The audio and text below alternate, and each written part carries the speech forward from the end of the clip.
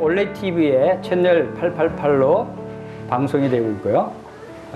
그 다음에 GNTV 홈페이지를 통해서 인터넷 방송이 되고 있고, 또 모바일 방송, 여러분이 스마트폰으로도 GNTV 방송을 들을 수 있습니다. 설교를 들을 수 있습니다. 여러분들이 다양한 방법으로 들을 수 있듯이 세계 곳곳에서 바로 스마트폰, 인터넷, TV 이러한 매체를 통해서 복음과 또 이 진리의 말씀을 듣고 있습니다. 그리고 유튜브 방송을 통해서도 나가고 있고, 또 최근에는 그 국내 굴지의 3대 기독교 TV 중에 하나인 굿TV가 있습니다. 기독교 복음 방송. 거기에도 이제 GNTV 콘텐츠가 나가고 있습니다. 그래서 상당히 다양한 방법으로 다양한 넓은 지역에 GNTV 콘텐츠가 나가고 있고, 또 거기에 영등포 교회 이 설교도 실려서 같이 방송이 되고 있습니다. 여러분들이 말씀을 위해서 기도해 주시면 그것이 바로 이 세계 방송 선교를 위해서 기도하시는 겁니다. 그래서 특별히 저를 위해서 기도해 주시고, 또 이 말씀을 통해서 듣는 이들이 복음을 통해서 구원을 받게, 또 성도들이 영적인 성장과 또 교회 진리, 이런 진리 가운데서 많은 유익을 얻을 수 있도록 기도해 주시면 좋겠습니다.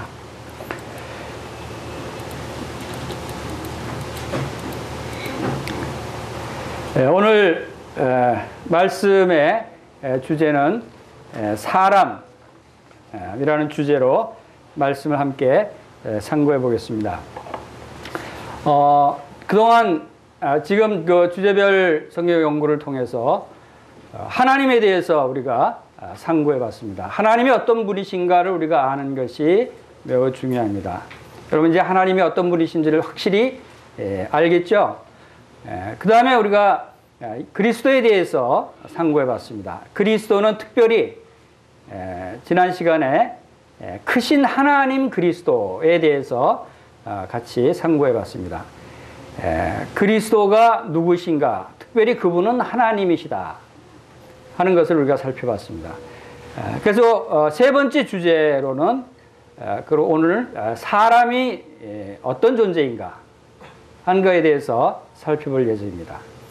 하나님과 그리스도와 사람과의 관계를 우리가 올바로 알지 못하면 우리의 믿음 생활을 성공적으로 할 수가 없기 때문입니다. 또 우리들 사람 자신이 어떤 존재인가, 하나님이 왜 사람을 지으셨는가, 이런 부분들을 우리가 알 필요가 있습니다. 여기 시편 8편 4절 말씀에 사람이 무엇이기에 주께서 그를 생각하시며 인자가 무엇이기에 주께서 그를 돌보시나이까 라고 시편 기자가 고백을 합니다. 이와 같은 고백이 바로 우리들의 고백이 될 수 있습니다. 과연 내가 누구이길래, 사람이 무엇이길래, 내가 무엇이길래 하나님이 나를 이렇게 생각하실까? 또 여호와여 사람이 무엇이기에 주께서 그를 알아주시며 인생이 무엇이기에 그를 생각하시나이까? 여러분 여기에 대해서 해답을 갖고 있습니까? 여러분 자신이 누구길래 하나님이 여러분을 돌보시고 여러분을 생각하시고 여러분을 알아주십니까? 오늘 말씀을 통해서 함께 상고해 보겠습니다. 여기는 그 미국 뉴욕에 있는 유엔 본부 건물입니다. 여기에 방문을 했을 때 특별히 눈에 띄는 조각이 있었습니다. 이 조형물이 눈에 띄길래 제가 사진을 찍어 온 것입니다. 이것이 권총인데 권총의 앞 총구를 감아버렸죠. 그러면 이 총이 제구시를 하겠습니까? 하지 못하겠습니까? 총으로서의 기능을 발휘할 수 없는 거죠. 그러니까 무용지물이 된다는 것이죠. 자, 유엔 본부의 상징적인 조형물이, 이 총을 망가뜨린 조형물이 유엔 본부에 걸려 있습니다. 자, 이것이 무엇을 의미하는 것입니까? 유엔 본부가 어떤 것이죠? 모든 사람들의 모든 국가의 연합이에요.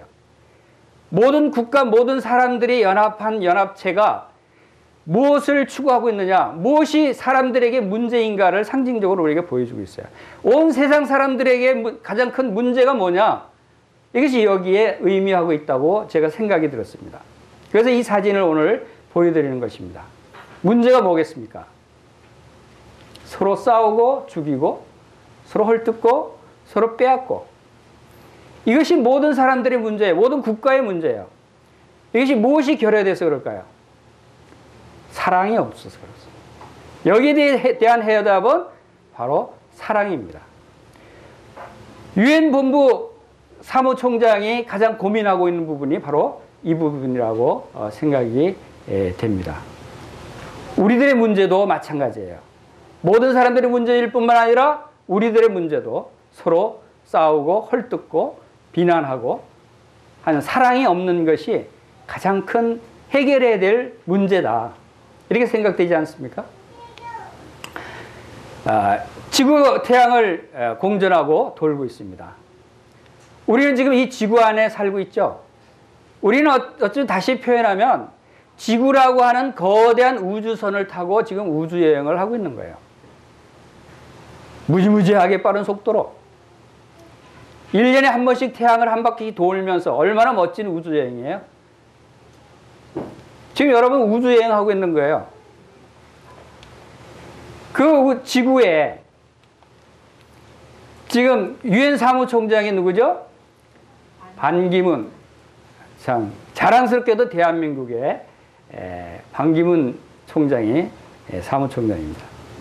그분이 올해 최근에 이 페이스북에 올린 글이 있었어요. 그 글을 제가 잠깐 소개를 드리겠습니다. 우리는 지구라고 하는 멋진 펜션에 잠시 왔다 가는 여행객들입니다. 적어도 지구를 우리가 만들지 않았고 우리가 값을 치르고 산 것이 아닌 것이 분명합니다. 그렇다면 우리가 이 펜션 주인은 아니겠죠? 그리고 다들 일정 기간 후에 떠나는 것을 보면 이곳에 여행 온 것이 맞는 듯합니다. 단지 여행의 기간이 3박 4일이 아닌 70년, 80년 정도일 뿐인데 우리는 여행 온 것을 잊을 때가 많습니다. 펜션 주인이 조용히 지켜보는 가운데 이 여행객들은 서로 자기들의 방을 잡고는 마치 진짜 자기 집인 양 행세하기 시작합니다. 다른 방에 있는 여행객들이 한번 들어와 보고 싶어하면 복잡한 절차를 거쳐 일정한 값을 치르고 들여보냅니다. 심지어 싸우기도 합니다. 다른 방을 빼앗기 위해 싸우기도 하고 다른 여행객들의 가진 것을 빼앗기도 하고 목숨을 해하기도 합니다. 우리는 펜션 주인이 제공하는 햇빛과 물, 공기와 같은 가장 비싸야 되는 것들을 공짜로 이용하면서, 심지어는 방들도 공짜로 이용하면서 서로에게는 값을 요구합니다. 과연 이 펜션에 우리의 것이 있을까요? 우리는 여행객인 걸요. 마음씨 좋은 주인이 함께 누리라고 허락해준 이 아름다운 여행지에서 다 함께 여행을 즐기면 어떨까요? 여행을 소중히 여겨주세요. 나에게도 딱 한 번이지만 다른 사람에게도 딱 한 번 있는 여행이니까요. 무슨 뜻인지 알겠죠? 우리는 이 지구에 여행하고 있는, 마치 펜션에 2박 3일 여행 갔다 오는 그러한 사람들처럼 우리는 이 지구에 70년, 80년 여행하고 있는 중입니다. 70년, 80년 후에는 떠나야 돼요. 여행객은 떠날 수밖에 없어요. 여기가 영원한 것이 아닌 것이죠. 우리는 떠나야 됩니다. 어디로 떠나서 돌아갈 곳이 어디입니까? 어디로 돌아갈 것입니까, 여러분은? 저 위에 보이는 천국, 아름다운 곳, 가고 싶은 곳, 그곳에 가고 싶은데, 거기서 가면 좋겠는데, 불행하게도 죄인 출입금지 딱 철조망에 쳐져 있어요. 여러분 여기 들어갈 수 있어요, 없어요? 죄인은 들어갈 수 없다는 거예요. 그러면 어디로 다른 출구가 있는데 여행객의 출구가 딱 한 군데밖에 없다는 것입니다. 이 지구호에서 내려야 돼요. 70년, 80년 후에는. 그 내리는 출구가 어디입니까? 불행하게도 한 군데밖에 없어요. 바로 지옥 불못이라고 성경은 말씀하고 있는 것입니다. 이것이 인간의 운명이에요. 우리 사람의 운명이. 그런데 참으로 다행스러운 것은 바로 이 여행객의 출구인 지옥 불못으로 떨어지는 것이 아니고 다른 출구가 하나 더 만들어졌다는 것입니다. 이것이 하나님의 사랑이라고 하는 출구입니다. 하나님의 사랑을 깨닫는 사람은 이 십자가의 문이 보이는 것입니다. 이 문이 아무한테나 보이는 것이 아니에요. 이것은 비밀의 문이라고 그랬어요. 이 문은 사랑의 문이에요. 이것은 예수 그리스도의 십자가의 문인데 이 비밀의 문을 볼 수 있는 사람은 이 문을 통해서 천국 아름다운 곳으로 영원한 곳으로 우리가 들어가서 살 수 있는 것입니다. 여러분에게는 이 비밀의 문이 보입니까? 대답이 없는 거 보니까 안 보이는 모양입니다. 여러분 마음속에 비밀의 문이 여러분에게 보여야 되는 것입니다. 이 지구에 살고 있는 기간이 얼마나 소중한 시간인지 얼마나 중요한 기간인지 알아야 합니다. 이 시간 동안에 진리를 깨닫고 천국에 이르는 길을 찾지 못하면 영영 돌아올 수 없는 불못으로 떨어지게 됩니다. 기회는 2번 주어지지 않습니다. 인생은 단 한 번의 삶으로 끝나는 것입니다.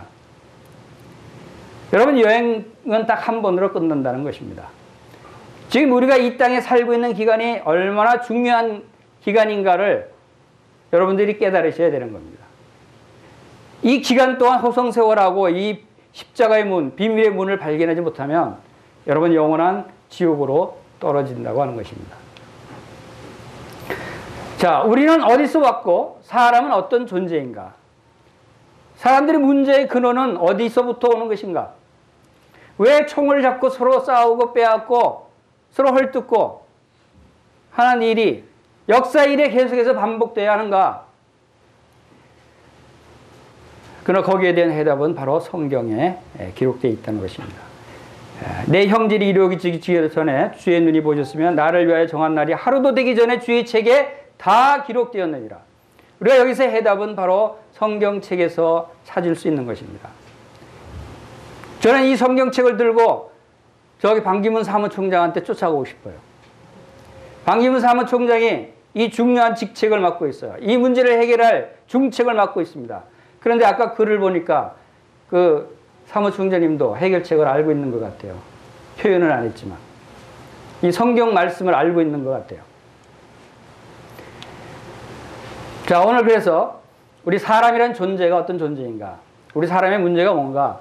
우리가 어떻게 살아야 하는가에 대해서 상고해 보겠습니다. 그래서 9가지 제목으로 목차를 정했습니다.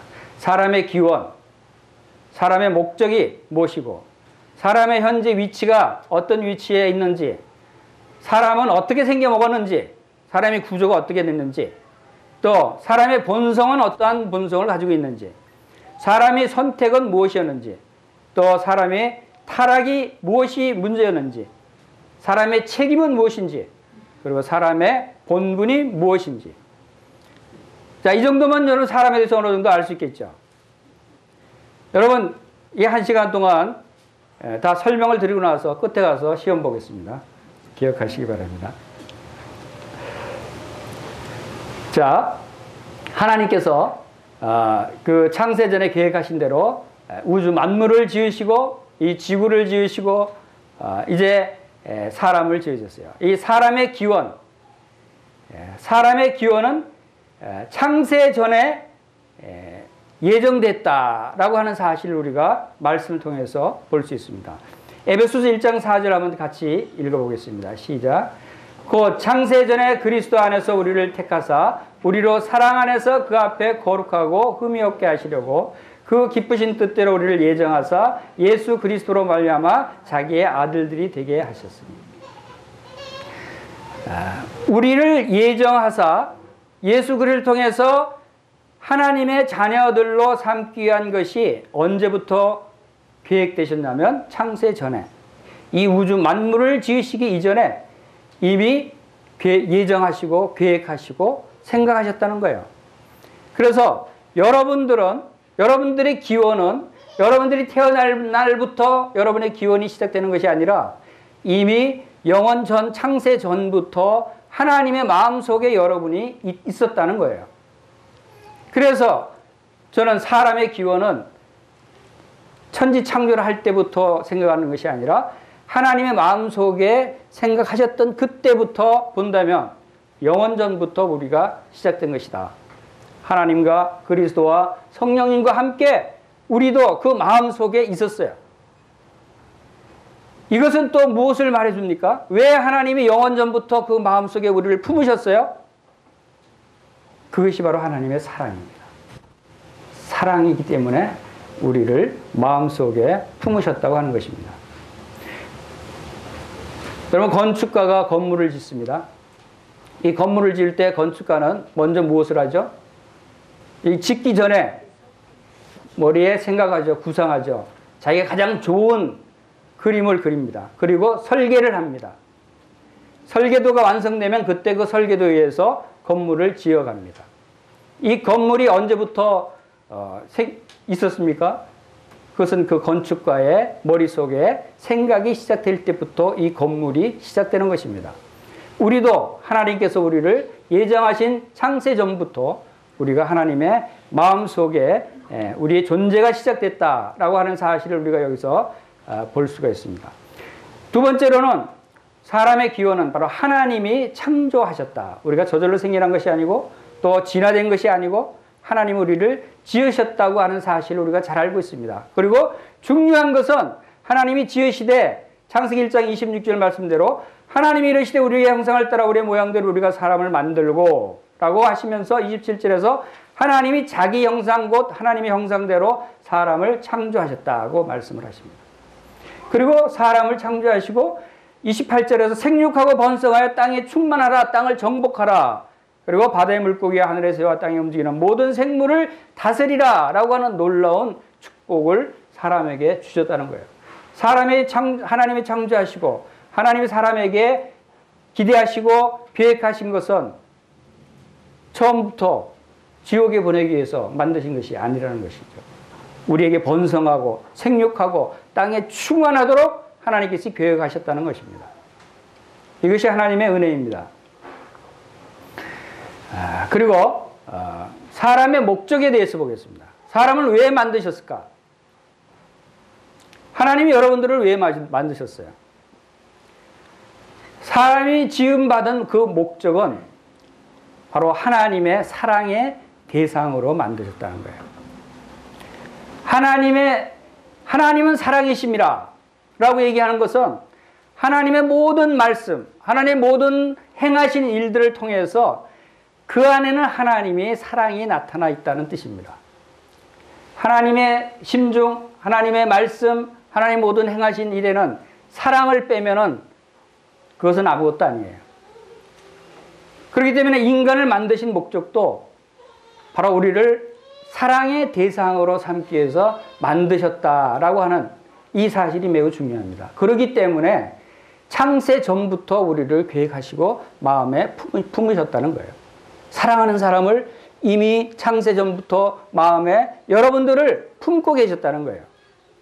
이것이 놀라운 하나님의 사랑입니다. 예레미야서 31장 3절 말씀에도 옛적에 여호와께서 나에게 나타나사 내가 영원한 사랑으로 너를 사랑하기에 인자함으로 너를 이끌었다 하였노라. 하나님은 영원한 사랑으로 우리를 사랑한다라고 말씀하십니다. 영원한 사랑이라고 하는 것은 시작도 없고 끝도 없는 사랑입니다. 그것은 영원 전부터 시작된 사랑을 의미하는 것이에요. 그리고 영원 후까지의 사랑을 의미하는 것이에요. 하나님이 여러분을 사랑하시는 것은 영원 전부터 시작된 그 사랑이 이 세상의 어떤 피조물도 끊을 수 없이 견고한 사랑이며 그것은 영원 후까지 지속되는 사랑이다 라고 하는 이 놀라운 사실이 우리에게 말씀하고 있는 것입니다. 요한일서 4장 10절에서 사랑은 여기 있으니 우리가 하나님을 사랑한 것이 아니요 하나님이 우리를 사랑하사 우리 죄를 속하기 위하여 화목제물로 그 아들을 보내셨습니다. 하나님이 우리를 사랑의 대상으로 삼으신 것에 얼만큼 우리가 실감할 수 있습니까? 그것은 바로 우리를 위해서 화목제물로 예수 그리스도를 십자가에 죽게 하신 것을 우리가 바라볼 때 우리는 실감할 수 있는 것이에요. 그 하나님의 사랑이 어떤 사랑인가를 실감할 수 있지 않겠어요? 사랑의 대상인 우리에게 하나님께서 뭐라고 말씀하십니까? 마태복음 22장 37절 다 같이 읽어보겠습니다. 시작. 예수께서 이르시되 내 마음을 다하고 목숨을 다하고 뜻을 다하여 주 너의 하나님을 사랑하라 하셨으니 이것이 크고 첫째 되는 계명이에요. 하나님이 사랑하라고 말씀하세요. 여러분 누구에게 사랑받고 싶어요? 여러분 이웃집에 여자에게 제가 사랑받고 싶은 마음이 전혀 없어요. 저는 단지 제 아내로부터 사랑받고 싶어요. 다른 수많은 여자들이 있죠. 그 수많은 여자들로부터 제가 사랑받고 싶은 마음은 전혀 없어요. 오직 제 아내로부터 사랑받고 싶은 마음이 있어요. 왜? 제가 사랑하는 사람한테 나는 사랑을 받고 싶은 거예요. 여러분 자녀들을 사랑하죠. 자녀들이 여러분을 사랑하기를 원하죠. 이웃집 자녀들이 여러분 사랑하기를 원하세요? 아니죠. 이웃집 남자, 이웃집 여자가 여러분을 사랑하기를 원하지 않아요. 왜? 여러분이 그들을 사랑하지 않기 때문에. 여러분이 사랑하는 대상에게 여러분이 사랑받기를 원하시잖아요. 마찬가지로 하나님은 우리에게 사랑받기를 원하셔요. 왜? 우리를 사랑하기 때문에. 하나님도 사랑하는 그 사랑의 대상에게 사랑받기를 원하신다는 것이죠. 바로 이 사랑은 바로 하나님께서 우리를 먼저 사랑하신 사랑입니다. 그리고 하나님이 우리에게 말씀하셨습니다. 마음을 다하고 목숨을 다하고 뜻을 다하여 주 너의 하나님을 사랑하라. 이것이 첫째 되는 계명이다. 우리가 해야 될 첫 번째 일은 바로 하나님을 사랑하는 것입니다. 그래서 사람이라는 주제를 써놓고 보니까 내가 잘못 썼나? 사람을 써야 되는데 사람을 쓰는 거 아닌가 하는 생각이 들었어요. 사람과 사람 끝에 그 받침 하나가 틀리는데 그것도 비슷한 받침이에요. 미음자와 이음자만 틀려요. 그래서 세종대왕께서 혹시 사람을 사랑이라고 표현하려고 그러다가 잘못해서 미음자로 쓴 것이 아닌가 하는 생각이 들었어요. 사람과 사랑은 거의 비슷한 단어예요. 한국말로는. 자, 이것은 이제 제 생각이다만 사람은 사랑이 없으면 살 수 없어요. 사람에게 필요한 것은 사랑이에요. 사랑이 사람에게 가장 중요하다고 하는 것을 우리가 알 수가 있습니다. 그래서 유엔 본부에서 모든 국가의 모든 사람들이 해결돼야 될 가장 중요한 문제는 바로 사랑이 필요하다는 겁니다. 모든 사람들에게. 바로 이러한 부분에서 하나님께서 왜 나를 사랑하시는가? 왜 나를 위해서 독생자까지 내어주시면서 나를 사랑하시는가? 이런 부분들을 우리가 생각해 볼 수 있어야 됩니다. 자, 두 번째 사람의 목적은 하나님의 영광을 위해서 하나님께서 사람을 만드셨다고 하는 것입니다. 첫 번째 목적이 사랑의 대상으로 만드셨어요. 하나님은 영광을 받으시기를 원하십니다. 그런데 하나님이 영광을 받으시기를 원하시는데 그 영광은 누구로부터 받기를 원하시냐면 사랑하는 사람으로부터 영광을 받기를 원하신다는 겁니다. 내 이름으로 불려지는 모든 자 곧 내가 내 영광을 위해 창조한 자를 오게 하라. 그를 내가 지었고 그를 내가 만들었느니라. 바로 하나님은 그 사랑의 대상으로부터 영광을 받기를 원하죠. 여러분도 여러분의 사랑의 대상으로부터 사랑하는 분들로부터 여러분은 영광 받기를 원하지 않습니까? 사랑하는 사람이 여러분들을 격려하고 사랑하는 사람이 여러분들을 칭찬하고 사랑하는 사람들이 여러분을 위로하고 하는 것을 여러분들이 원하지 않아요?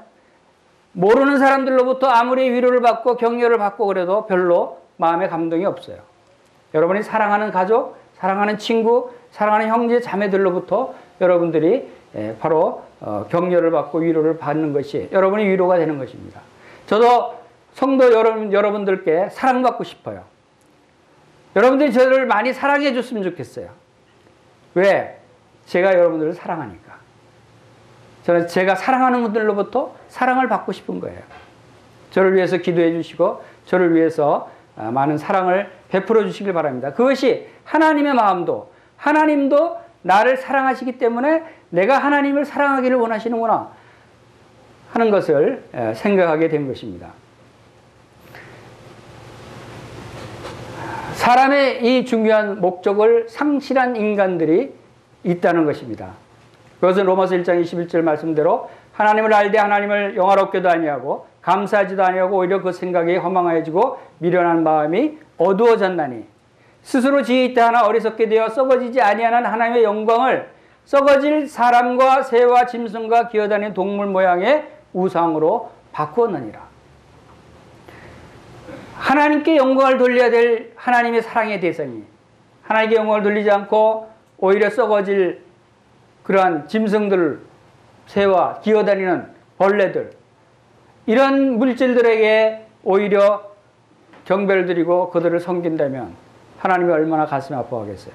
이것이 바로 목적을 상실한 사람들의 모습입니다. 여러분, 시계가 있는데 시계 요즘 잘 차고 다니지 않죠? 이 스마트폰을 주로 갖고 다니죠. 이 스마트폰이 여러 가지 다양한 기능이 있어요. 스마트폰, 제가 얼마 전에 콘크리트 바닥에 실수해서 스마트폰을 떨어뜨렸어요. 떨어뜨렸는데 이 한쪽에 닿으면서 여기 액정이 깨지면서 금이 가고 보기가 좀 흉합니다. 그런데 다행히 기능은 전혀 이상이 없어요. 스마트폰의 기능은 그대로 갖고 있어요. 만약에 스마트폰 기능까지 작동이 안 됐다면 버렸을 거예요. 쓰레기통에. 이 스마트폰의 목적하고 있는 기능은 그대로 있기 때문에 바꾸지 않고 그대로 쓰고 있습니다. 그대로 간직하고 있어요. 하나님께서 우리 사람을 만드셨는데 사람이 그 만든 목적에 부합하지 않고 목적을 상실한 인간은 어떻게 하겠어요? 버리는 것입니다. 그것이 아까 지구를 여행하다 돌아가야 될 그 여행객의 출구, 그 시뻘건 불못의 출구로 버리는 것입니다. 그 다음 세 번째, 사람의 위치. 사람이 어떤 위치에 있는가? 사람의 존재라는 것이 과연 어떤 존재인가? 그것은 성경에 분명히 사람은 피조물이다. 창조주 하나님이 지으신 피조물이라는 것입니다. 그리고 토기와 토기장이의 비유도 말씀하고 있습니다. 로마서 9장과 예레미야서에서 바로 이 토기장이의 비유에 대해서 말씀하고 있습니다. 여러분, 이 그림에 나와 있듯이 토기장이가 그릇을 만듭니다. 누구의 생각대로, 누구의 마음대로 만들죠? 토기장이 마음대로 모양을 만듭니다. 쓸 목적을 생각하면서. 근데 만들다가 잘못 만들어서 그 목적에 상실하거나 작품이 되지 않을 때는 어떻게 하죠? 여지없이 버리는 것입니다. 인간이 그와 같은 존재라는 것입니다. 그리고 종과 주인의 관계입니다. 종은 주인이 시키는 대로 해야 됩니다. 종이 스스로 자기 주장을 할 수가 없습니다. 또 네 번째로 죄인과 심판주의 관계입니다. 모든 사람이 죄를 지었기 때문에 죄인일 수밖에 없습니다. 그 심판을 받아야 할 죄인. 이것이 피조물이고 토기와 같은 자이고 종이고 죄인과 같은 이러한 신분이 바로 이 우리 사람의 신분이다라고 하는 사실을 우리가 여기서 알 수 있죠. 그리고 또 욥기서에는 어떤 말씀이 있는가 하면 좀 듣기가 거북한 얘기지만 구덩이 같은 사람, 벌레 같은 인생이라고까지 표현하고 있습니다. 우리 인생이 구더기같이, 여러분 구더기 얼마나 하찮은 미생물입니까? 벌레 같은 인생이라고 말하고 있습니다.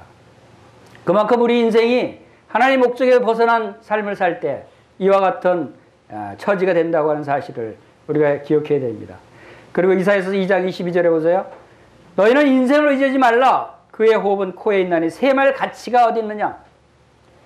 셈할 가치가 어디 있느냐는 무슨 뜻입니까? 숫자를 셀 가치도 없다는 거예요. 아무 가치도 없다는 거예요.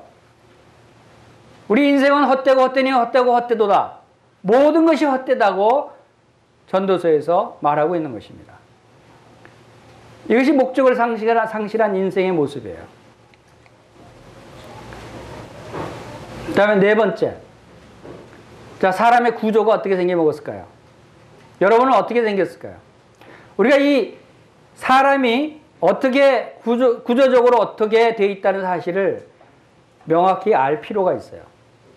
그래야 우리가 영적인 삶을 살 때 어떤 부분에 내가 영적인 삶의 아름다운 모습을 갖고 나가야 되느냐 하는 부분을 생각할 수 있습니다. 사람은 영과 혼과 몸으로 이루어졌다라고 말씀하고 있죠. 그것이 데살로니가전서 5장 23절, 히브리서 4장 12절에서 말씀하고 있듯이 우리는 영이 있고 혼이 있고 몸이 있다. 그래서 나라고 하는 존재가 여러분들이 나라고 얘기할 때 스스로 내가 지금 나의 영혼을 얘기하는가 나의 몸을 얘기하는가를 인식할 수 있어야 돼요. 그럴 때 우리가 영적인 삶을 살 수 있는 거예요. 자, 사람의 기원을 보십시오. 흙으로 사람을 지으셨어요. 이 사람을 지으시고 이제 그 몸에 생기를 불어넣으셨다 그랬어요. 그 코로 생기를 불어넣어서 생명이 된지라 라고 말씀하셨거든요. 그래서 이 사람이 흙으로 몸이 만들어진 다음에 하나님께서 생기를 그 코에 불어넣으셔서 영혼이 들어가게 된 것입니다. 이 영혼은 누구의 영혼입니까? 이것은 하나님의 형상. 하나님의 형상으로 사람을 지었다라고 말씀하신 것은 바로 하나님의 성품을 가진 영혼이 우리 몸속에 들어왔다는 것입니다. 그래서 성경은 우리를 겉사람이 있고 속사람이 있다라고 얘기하죠. 겉사람과 속사람이 있다는 것입니다. 그래서 겉사람은 후패하나 속사람은 날로 새롭도다. 여러분 나이가 들면 몸이 많이 쇠약해집니다. 그러나 여러분 영혼도 쇠약해집니까? 그렇지 않죠. 저도 지금 나이가 꽤 먹었어요. 이제 할아버지가 됐어요. 그런데 제 영혼은 점점 젊어지는 것 같아요. 점점 새로워지는 것 같아요. 왜? 하나님의 말씀, 하나님의 성령님을 통해서 날로 새로워져 가는 것을 제가 경험하고 있습니다. 그러나 몸은 점점 약해져 가고 있어요. 점점 피곤해져 가고 있고.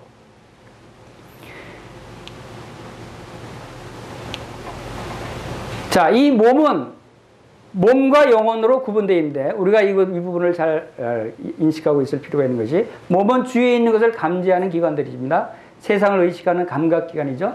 그 다음에 고린도후서 5장 1절에 만일 땅에 있는 우리의 장막집이 무너지면 하나님께서 지으신 집 곧 손으로 지은 것이 아니요 하늘에 있는 영원한 집이 우리에게 있는 줄 아느니라 라고 하는 말씀이 있습니다. 자, 여기서 장막집은 뭐를 의미하는가? 여기서 우리의 장막집이 있다고 하면 우리와 장막집이 구분되어 있다는 것입니다. 그래서 우리라고 하는 것은 우리의 영혼을 얘기하는 것이에요. 그리고 이 장막집이라고 해서는 이 영혼이 머물고 있는 몸을 의미하는 것입니다. 여기에 대해서 분명하게 우리가 구분할 수 있고 인식할 수 있어야 우리가 참으로 영적인 삶을 살 수 있는 거예요. 성경에는 고린도전서 3장에서는 육신적인 사람과 신령한 자의 구분을 말씀하고 있습니다. 여러분 구원받은 거듭난 성도일지라도 여전히 육신적인 삶을 사는 사람이 있는가 하면 신령한 삶을 사는 사람도 있다고 하는 것입니다. 그것은 어디서 무슨 차이가 나느냐? 바로 이 몸과 영혼의 구분 없이 사는 사람은 아직도 육신적인 삶을 살 수 있는 것이에요. 그리고 이 영혼은 혼은 지정의의 중심이고 혼은 자신을 의식하는 기관이다. 다양한 감정과 절망, 미움, 분노, 기쁨, 괴로움, 슬픔 이런 것들을 느끼는 것이 혼이고 내 영혼아 내가 어찌 낙심하며 어찌 내 속에서 불안해하는가 라고 말씀하셨듯이 우리 바로 이 혼이 영혼이 낙심하기도 하고 불안해하기도 한다 라고 하는 것입니다. 그 다음에 이 영은 하나님과 그 영역에 속한 것들을 아는 것입니다. 이 영이 하나님을 알게 되고 또 너희는 다시 무서워하는 종의 영을 받지 아니하고 양자의 영을 받았으므로 우리가 아빠 아버지라고 부르짖느니라. 성령이 친히 우리 영과 더불어 우리가 하나님의 자녀인 것을 증언하시나니. 바로 우리의 영 속에 죽었던 죄로 말미암아 죽었던 영이 예수 그리스도를 믿음으로 말미암아 성령님이 우리 영 안에 들어오셔서 우리 영이 살아난 것입니다. 우리의 영은 성령이 임했기 때문에 우리의 영이 새로운 생명으로 살아났다. 그 영이 바로 양자의 영. 그래서 우리의 영이 살아났기 때문에 우리의 영이 성령으로 거듭났기 때문에 우리가 하나님을 아빠, 아버지라고 부를 수 있는 하나님의 자녀가 됐다는 것입니다. 이것이 분명한 영적인 사람의 모습이죠. 또 내가 영혼이 없는 몸을 우리가 생각해 볼 수 있어요. 내가 내 영혼에게 이르되 영혼아 여러 해 쓸 물건을 많이 쌓아두었으니 평안히 쉬고 먹고 마시고 즐거워하자 하리라. 하나님이 이르시되 어리석은 자여 오늘 밤에 내 영혼을 도로 찾으리니. 자, 하나님이 영혼을 찾는다고 말씀하셔요. 영혼을 가져가신다고 말씀하셔요. 그러면 영혼이 없이 몸만 남게 되죠. 그것이 사람의 죽은 상태입니다. 영혼 없는 몸이 죽은 것 같이 행함 없는 믿음은 죽은 것이라 라고. 이 영혼이 떠나가 버리는 것이죠. 이것이 죽은 자의 모습이에요. 그 다음에 사람의 본성. 여러분의 본성은 악합니까? 선합니까? 사람의 본성을 우리가 생각해 볼 필요가 있어요. 첫 번째, 사람은 하나님의 형상을 따라 창조됐다고 말씀하고 있죠. 그러면 사람의 본성이 선합니까? 악합니까? 선한 사람으로 창조됐다고 하는 것입니다. 그런데 타락했을 때 하나님의 형상이 떠나고 사탄의 형상이 들어와서 바로 이 사람의 본성이 악해지기 시작했다. 이것이 다시 그림으로 보면은 창조시 하나님의 형상은 하나님의 형상 곧 하나님의 영혼이 우리에게 들어왔을 때 우리의 속성, 우리의 성품은 하나님의 속성으로 지음을 받았어요. 그것이 거룩과 의로움과 사랑과 은혜와 자비와 선과 인내와 진리와 지혜, 이러한 선한 성품을 우리가 가졌던 자입니다.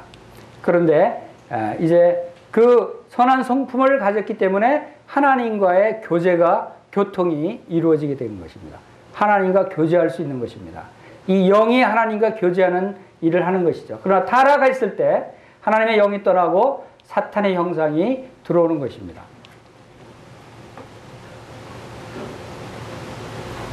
타락했을 때 사탄의 영이 들어와서 사람의 본성이 바뀌어지는 거예요. 이 본성이 악한 본성이에요. 그래서 사람들이 싸우고 죽이고 헐뜯고 빼앗고 총을 쏘고 하는 것입니다. 이것이 오늘날 타락한 아담의 후손들이 태어날 때부터 가지고 나오는 본성이 바로 이 죄악과 불의와 미움과 탐욕과 무정과 악독과 거짓과 분냄과 미련과 살인과 이런 것들이 바로 로마서 1장 20절 이후 23절 27절 나오는 말씀들이죠. 이것이 하나님과의 교제라던 영이 이제 하나님과의 교제가 단절되고 이제 하나님이 인간에게 떠나가시는 그러한 모습입니다. 이것이 이제 자연인이라고 합니다. 이제 태어난 사람들, 자연인의 모습이 바로 이러한 악한 본성을 가지고 태어났다 하는 것입니다. 자, 그 다음에 사람의 선택. 사람은 하나님께서 지으실 때 선택할 수 있는 자유의지를 주셨어요. 창세기 2장 16절에서 각종 나무의 열매는 내가 임의로 먹되 선악을 알게 하는 나무의 열매는 먹지 말라 라고 하나님께서 말씀하시고 내가 먹는 날에는 반드시 죽으리라 라고 말씀하시고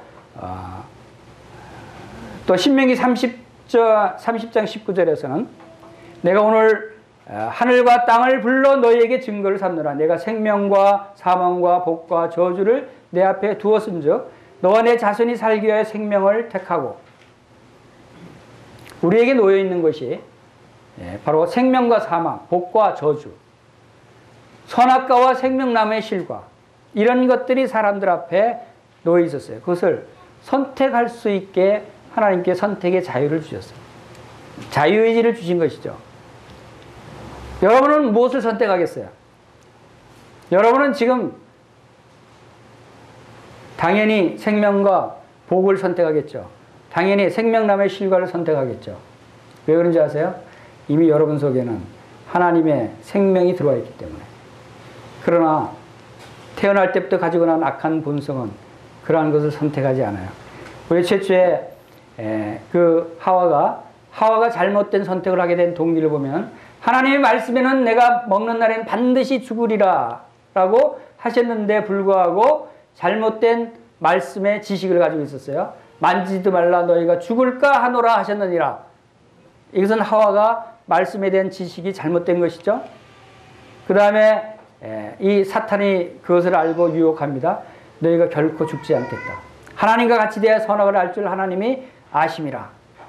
하나님은 반드시 죽으리라고 했는데 바로 하와는 죽을까 하노라고 하고 병행하니까 사탄은 금방 너 절대 안 죽어 라고 얘기해 봅니다. 이러니까 하와는 사탄의 말을 믿게 되어버려요. 사탄을 선택해 버립니다. 하나님의 말씀을 선택하는 것이 아니라. 그리고 또 그 마음속에 바로 세상 정욕이 먹음직도 하고 보암직도 하고 지혜롭게 할 만큼 탐스럽기도 한 이러한 정욕이 그 마음에 생겨서 그가 그것을 선택하는 것을 봅니다. 고린도전서 11장 3절에서도 오늘날 성도들에게 성령님이 이렇게 말씀하십니다. 뱀이 그 간계로 하와를 미혹한 것 같이 너희 마음이 그리스도를 향한 진실함과 깨끗함에서 떠나 부패할까 두려워하노라. 우리도 이러한 부분에 있어서 각성해야 되고 경성해야 되고 깨어 있어야 됩니다. 바로 뱀이 미혹한 것처럼 오늘날도 사탄은 우리를 이렇게 미혹할 수 있어요. 우리가 여기에 넘어갈 수 있어요. 하와처럼. 이런 것을 우리가 조심해야 한다는 것입니다. 하나님의 말씀을 순종하겠습니까? 사탄의 말을 순종하겠습니까? 지금 여러분 당연히 내가 왜 사탄의 말을 순종해? 그렇게 대답할지 몰라요. 그러나 살아가면서 육신의 정욕이 그 마음 가운데 들어오게 되면 이제 사탄의 말에 끌리게 될 때가 있는 것입니다. 부정과 부패에 휩쓸리게 될 때가 있는 것이에요. 이것을 조심하라는 것입니다. 분명한 것은 하나님의 말씀을 분명히 우리가 알고 있어야 할 필요가 있는 것이 바로 우리는 이것을 우리가 순종해야 되는데 무턱대고 순종하는 것이 아닙니다. 지성적인 순종이라는 말이 있습니다. 그것은 우리가 하나님의 말씀을 올바로 알고 있을 때 그 말씀, 알고 있는 말씀대로 순종할 때 온전한 순종이 가능하다. 하나님의 말씀에 대한 지식에 대해 기초한 순종, 하나님에 대한 경외심, 믿음으로 순종하는 것을 지성적인 순종이다 라고 이렇게 우리가 얘기할 수 있습니다. 바로 이러한, 그래서 하나님 말씀이 중요하다고 하는 것을 알 수가 있죠. 자, 이제 7번째, 사람이 타락한 모습을 봅니다. 여러분 잘 아시는 대로 에덴 동산에서 아담과 하와가 얼마나 행복하게 만물을 다스리고 있었어요. 그런데 사탄 뱀이 그를 유혹해서 아까 말씀드린 대로 그러한 거짓된 말을 함으로써 선악과를 따먹고 죄인이 됩니다. 그리고 그 결과로 에덴 동산에서 추방되죠. 그리고 그 결과로 죽음이 이르게 되고 저주를 받게 되고 형벌을 받게 됩니다. 이것이 하나님 말씀을 불순종한 결과죠. 그리고 진노의 자녀가 됐다. 진노의 자녀는 사탄의 자녀가 됐다는 거예요. 하나님의 자녀가 이제 불순종으로 말미암아 바로 사탄의 진노의 자녀가 되는 이런 결과를 한 것이죠. 그리고 몸과 영혼이 부패해졌다. 예레미야서 17장 9절에서는 만물보다 거짓되고 심히 부패한 것은 마음이라 누가 능히 이를 알려마는. 왜 사람들의 마음이 그렇게 부패하고 악하고 더럽고 추하게 됐는가? 그것은 바로 하나님의 말씀에 대한 불순종으로부터 시작이 됐다는 것이죠. 그래서 타락했을 때 하나님의 아담의 형상은 이제 사탄의 형상으로 바뀌게 되는 그림이죠. 그 안에 있던 하나님의 성품이 이제 떠나가고 이제 사탄의 성품이 그 안에 들어오고 이제 그 마음에 하나님 두기를 싫어한다. 로마서 1장 28절에서 말씀하고 있습니다. 이게 타락한 자의 본성이에요.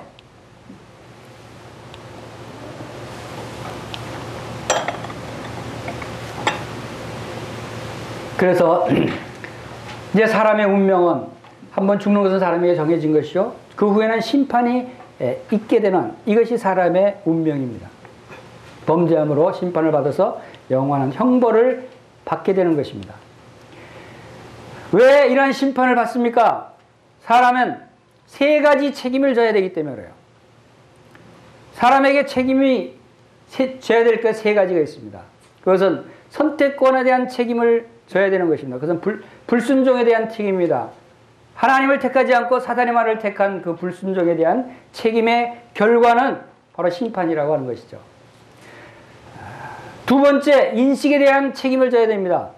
하나님의 계시를 부정했습니다. 하나님을 알만한 것을 만물을 통해서 다 보여주셨는데도 불구하고 하나님을 알되 오히려 썩어질 금수와 버러지 형상의 우상을 섬긴 그러한 책임을 져야 되는 것입니다. 그것이 바로 심판인 것입니다. 그리고 이제 세 번째로 믿음에 대한 책임을 져야 되는 것입니다.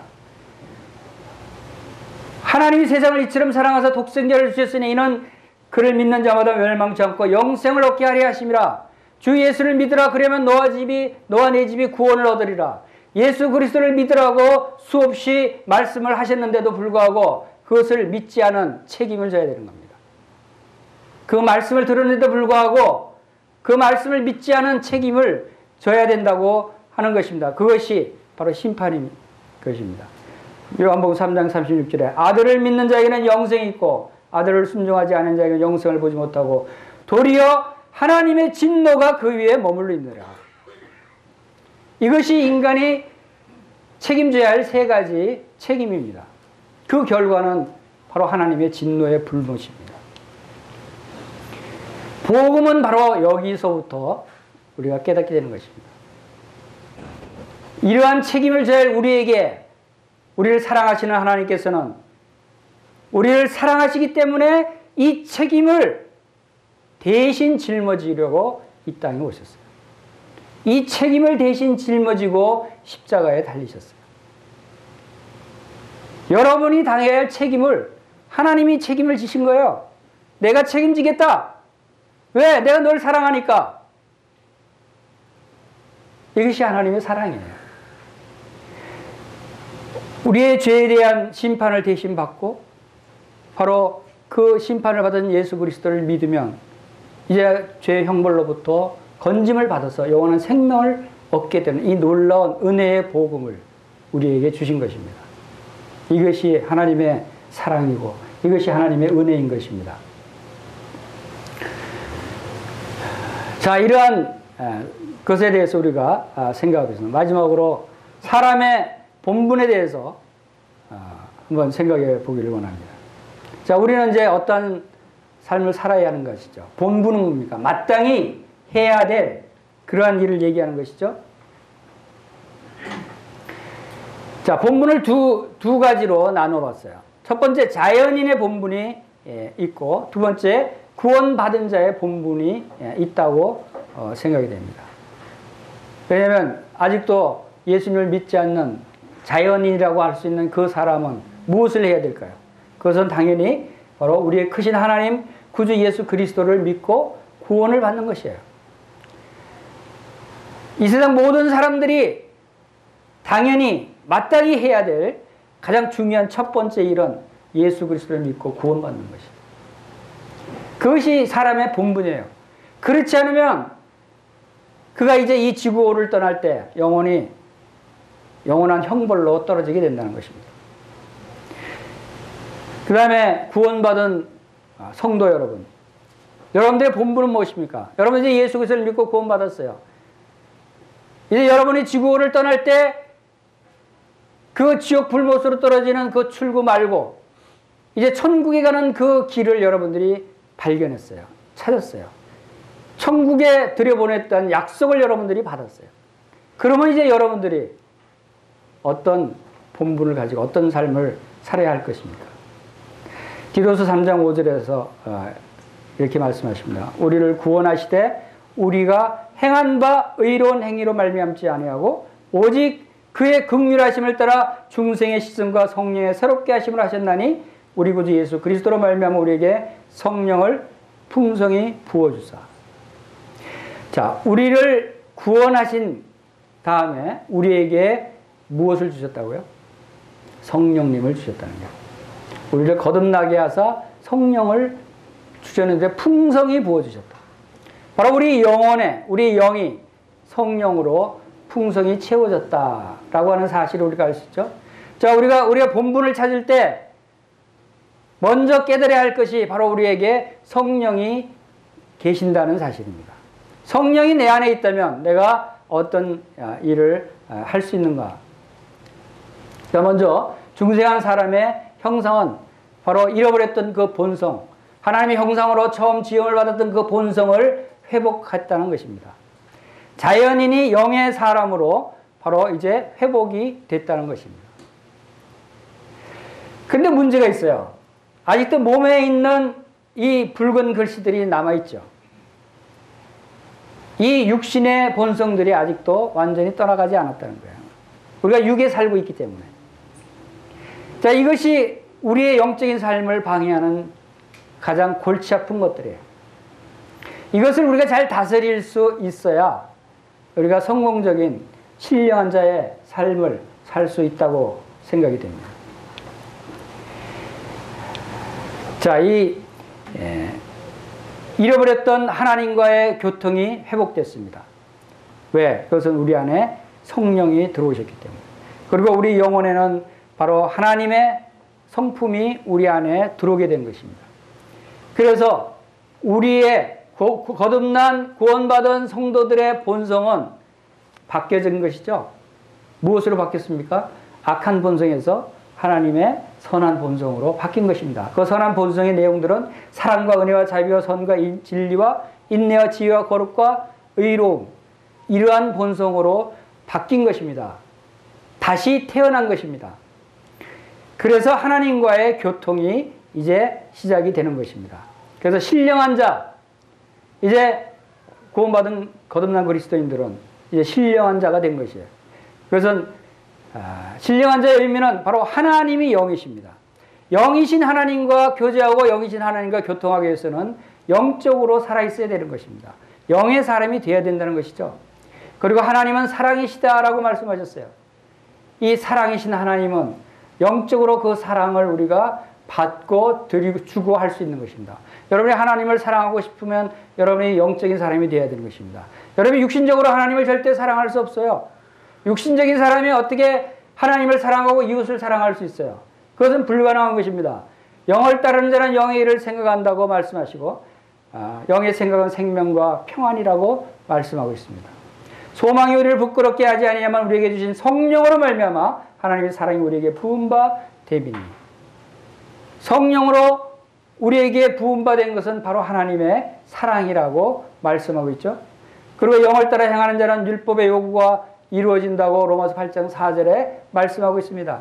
율법의 요구, 얼마나 지키기 힘들어요. 얼마나 어려운 것들이에요. 그러나 바로 성령으로 말미암아 우리 마음에 부음받은 그 사랑으로 율법의 요구가 이루어질 수 있는 것입니다. 그리고 사랑은 율법의 완성이니라 라고 로마서 13장 10절에 말씀하고 있는 것입니다. 여러분 사랑하시기 바랍니다.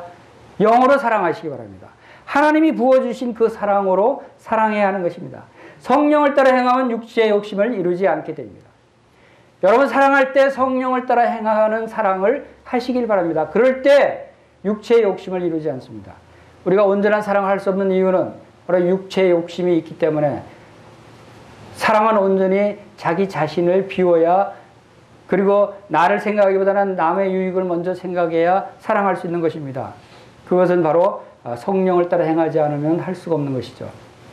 그다음에 육신에 속한 자에 대해서 또 말씀하고 있죠. 로마서 8장에 육신을 따르는 자는 육신의 일을, 영을 따르는 자는 영의 일을 생각하느니 육신의 생각은 사망이요 영의 생각은 생명과 평안이라고 그랬습니다. 육신의 생각은 하나님과 원수가 된다고 그랬어요. 하나님의 법에 굴복하지 않는다고 그랬어요. 육신에 있는 자들은 하나님을 기쁘시게 할 수 없다고 그랬어요. 우리가 아까 본 사람의 구주의 그림처럼 우리 속에 여전히 육신의 모습이 있다고 하는 것입니다. 그러나 육신의 모습을 따르지 않고 영을 따를 때 우리는 하나님을 기쁘시게 될 수 있다. 정욕적이고 죄 가운데 있고 탐심으로 가득 찬 욕심대로 사는 사람, 그런 사람은 비록 겉으로 보기엔 좋은 사람 같고 선한 사람 같이 보이기도 하고 착한 일도 하는 것 같고 사랑을 하는 것 같기도 하지만, 그러나 하나님과의 교제가 막혀 있고 진정한 하나님의 사랑을 행할 수 없는 것입니다. 육신을 쫓는 자는 육신에 속한 것을 추구하고 성령에 속한 자는 성령에 속한 것을 추구한다. 이것은 의무가 아닌 본성적인 행동이다 라고 존 넬슨 다비가 이야기합니다. 자, 우리가 여기서 주의 깊게 볼 것은 이것은 의무가 아니라는 거예요. 내가 하려고 해서 의지적으로 되는 것이 아니라는 거예요. 본성적인 행동으로 나타나는 것입니다. 영적인 사람인가 육신적인 사람인가 하는 것은 내 안에 성령이 충만한가 그렇지 않은가에 따라서, 성령에 따라서 바로 이러한 것이 본성적으로 나타나는 것이에요. 우리는 성령 충만하기를 기도해야 하는 것입니다. 육신의 본성을 따르는 행동은 사망을 가져온다고 그랬죠. 육신을 따르지 말아야 하는 이유는 왜 그렇죠? 육신은 남고 영혼은 하나님께로 돌아가기 때문입니다. 영혼은 하나님께로 가는 것입니다. 이 몸에 있는 악한 습성, 몸은 이 땅에 남는 것입니다. 몸은 흙으로 돌아가는 것입니다. 사라지는 것이에요. 흙으로 왔다가 흙으로 가는 것이 바로 우리 인생이에요. 여러분 육신에 얽매이지 마시기 바랍니다. 여러분 단장할 때 육신을 너무 단장하지 마시기 바랍니다. 영을 속 사람을, 영혼을 여러분이 단장하시고 영혼을 살찌우시기 바랍니다. 이것이 욥기서 24장 15절에 모든 육체가 다 함께 죽으며 사람은 흙으로 돌아가리라. 전도서 3장 20절에 다 흙으로 말미암았으므로 다 흙으로 돌아가나니 다 한 곳으로 가거니와 인생의 영혼은 위로 올라가고 짐승의 영혼은 아래고 땅으로 내려간 줄 누가 알랴. 이 땅 아래 흙으로 돌아갈 우리 겉사람, 육신의 소욕, 정욕 이런 것들에 여러분들이 목숨을 걸지 마세요. 이런 것들에 여러분들의 모든 것을 쏟지 마시기 바랍니다. 그래서 성령을 쫓아서 사람이, 특별히 그리스도인들이, 거듭난 성도들이 해야 할 본분이 뭡니까? 다 같이 하겠습니다. 하나님을 사랑하라. 이것이 우리 사람의 본분이에요. 구약의 전도서 12장에서는 사람의 본분을 뭐라고 말씀하셨어요? 하나님을 경외하라고 했어요. 하나님을 경외하는 것이 사람의 본분이다. 그리고 하나님을 예배하고 하나님을 찬양하고 하는 것이 사람의 본분으로 많은 것에 말씀하고 있습니다. 그것은 곧 한마디로 말하면 성령을 따라서 성령을 의지해서 하나님을 사랑하는 것입니다. 하나님을 사랑할 때 우리는 하나님을 경외하는 것이고 하나님을 사랑할 때 우리는 하나님을 예배하는 것이에요. 하나님을 사랑할 때 우리는 하나님을 찬양하는 것입니다. 너는 마음을 다하고 뜻을 다하고 힘을 다하여 내 하나님 여호와를 사랑하라 라고 말씀하고 있는 것입니다. 자, 이제 다 살펴봤습니다. 우리가 지금 이 사람의 기원과 이치와 목적과 구조와 본성과 선택, 타락, 책임, 분분 여기에 대해서 우리가 살펴봤습니다. 시험 본다 그랬죠. 자, 시험 문제. 사람의 기원은 뭐라고 말씀드렸죠? 다 같이 따라해 보겠습니다. 하나님의 지으심. 하나님이 우리 사람을 지으셨다. 그것도 언제부터요? 창세 전부터 마음에 예정하셨다. 사람의 기원은 창세전 영원 전부터 시작됐다는 거예요. 그 다음에 두 번째 문제의 답은 뭐죠? 바로 사람의 위치는 피조물이다는 거예요. 우리는 내세울 곳이 없는 사람들이에요. 그 다음에 사람의 목적은 뭐라고 했죠? 하나님의 사랑의 대상이라는 거예요. 하나님의 사랑의 대상으로부터 하나님은 영광받기를 원하셔요. 하나님의 구조는 뭘로 되어 있다고 그랬어요? 세 가지, 몸과 혼과 영으로 구성이 되어 있어요. 여러분, 몸을 위해 살 것입니까? 영혼을 위해서 살 것입니까? 여러분 생각해야 됩니다. 사람의 본성은 하나님의 성품으로 지음을 받았어요. 원래 하나님은 이 하나님의 성품을 가진 사람들이에요. 근데 지금 여러분들이 어떤 성품을 가졌습니까? 여러분 구원받은 사람들은 하나님의 성품을 회복한 거예요. 여러분들 하나님의 성품을 가지고 있어요. 그래서 저는 형제 자매님들이 굉장히 귀하게 보이는 거예요. 하나님의 성품을 가진 분들이기 때문에. 우리 함께 하늘의 부르심을 입은 거룩한 형제들아 라고 히브리서에서도 성령님이 말씀하고 있습니다. 사람은 무엇을 선택했어요? 선악과를 선택했어요. 생명나무의 과실을 선택했더라면 얼마나 좋았을까. 그런데 여기에도 하나님의 은혜가 있어요. 생명나무의 과실을 선택하지 않고 선악과를 따먹은 것이 결과적으로 우리들에게는 더 큰 축복이다 라고 하는 사실을 우리가 나중에 또 배우게 될 것입니다. 이것이 더 큰 축복이에요. 사람이 왜 타락했죠? 바로 불순종 때문에 타락했습니다. 사람의 책임의 결과가 뭐라 그랬습니까? 그것은 심판입니다. 무엇에 대한 책임? 세 가지 책임이 있다고 그랬어요. 그것은 불순종에 대한 책임, 또 인식에 대한 책임, 믿지 않은 것에 대한 책임. 이 세 가지에 대한 책임을, 그 책임을 대신, 이 심판을 대신 짊어지고 가신 분이 바로 우리 주 예수 그리스도시다. 마지막으로 사람의 본분은 믿지 않는 사람들에게 있어서 사람의 본분은 예수 그리스도를 믿어야 한다는 것입니다. 그러나 믿는 그리스도인들에게 사람의 본분은 서로 사랑하라는 것입니다. 하나님을 사랑하고 이웃을 사랑하라는 것이 첫 번째 계명이고 두 번째 계명입니다.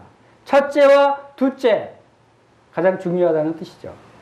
이것이 하나님께서 우리에게 주시는 말씀입니다. 이것이 우리 사람의 모습입니다. 여러분들이 우리 자신을 잘 인식하고 우리의 본분에 합당한 삶을 살게 되기를 바랍니다. 다 같이 기도하겠습니다.